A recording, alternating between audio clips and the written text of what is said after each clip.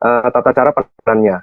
Nah, kita langsung mulai. Yang pertama, definisi dari anemia itu apa? Secara umum adalah definisi anemia itu adalah suatu kondisi di mana jumlah sel darah merah atau eritrosit itu berada pada kadar di bawah normal, nilai normalnya.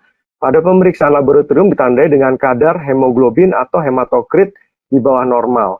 Nah, kita ketahui bahwa hemoglobin normal itu pada pria itu sekitar 14-18 per desiliter, pada itu sekitar 13-16 desiliter, dan pada anak sekitar 11-13 gram per desiliter. Memang pada anak ini juga bisa dibagi lagi berdasarkan tahapan usia.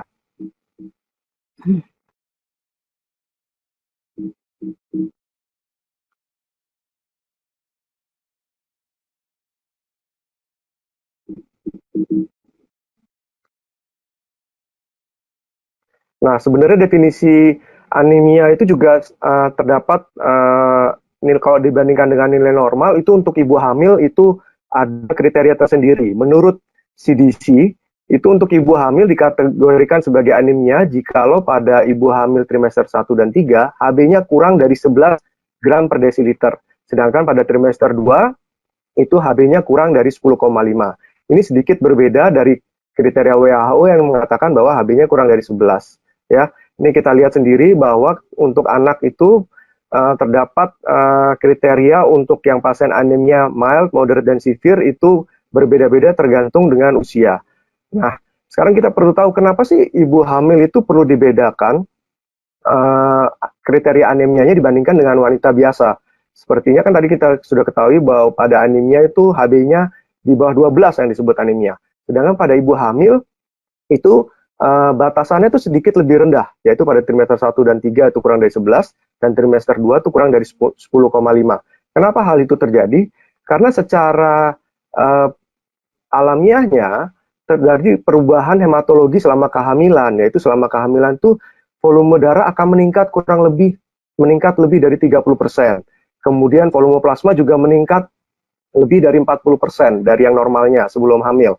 Sehingga berakibat pada volume sel darah merahnya juga meningkat 20-30%. Seperti kita lihat pada grafik ini, ketika pada aksis X-nya ini terlihat nih adalah usia kehamilan, peningkatan paling tinggi itu pada kriteria usia 30-40 minggu. Kalau kita lihat nih peninggiannya ini paling maksimal pada 32 minggu.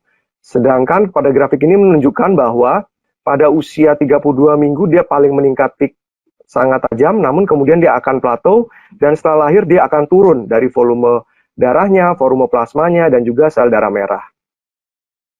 Nah, sebenarnya kenapa sih kita saat ini penting membahas tentang anemia? Karena prevalensi anemia di dunia itu sangat tinggi, yaitu sekitar 43% mengenai pada kelompok anak-anak, dan 35%-nya itu terjadi di Asia Tenggara.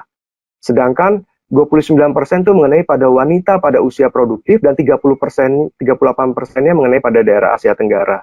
Nah, Asia Tenggara ini dikatakan memang memiliki jumlah terbesar memiliki anemia pada golongan anak-anak dan wanita. Jadi kalau kita ketahui bahwa tadi learning objektifnya adalah penting pada golongan-golongan yang rentan anemia, yaitu apa? Yaitu golongan pada anak-anak usia prasekolah, yaitu usia 6-59 bulan, kemudian wanita yang sedang mengandung, ya, dan juga pada wanita yang tidak sedang mengandung.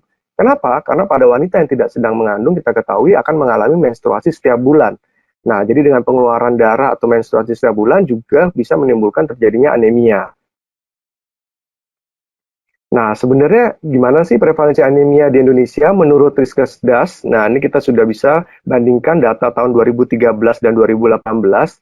Pada dasarnya kelompok-kelompok usia anak 12-59 bulan, kemudian pada usia yang cukup tua atau geriatri, kemudian pada ibu hamil itu menduduki persentase yang cukup tinggi.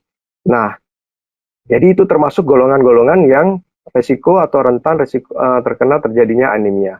Sebelum kita membahas lebih lanjut, kita perlu mengetahui mengenai indeks eritrosit.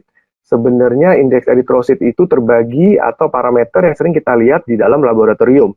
Nah, yang pertama kita perlu ketahui adalah hemoglobin.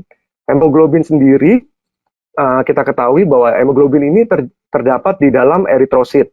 Nah, hemoglobin adalah suatu protein yang mengandung 4 rantai polipeptida, yaitu ini seperti ini, rantai alfa ada 2 dan rantai beta ada 2.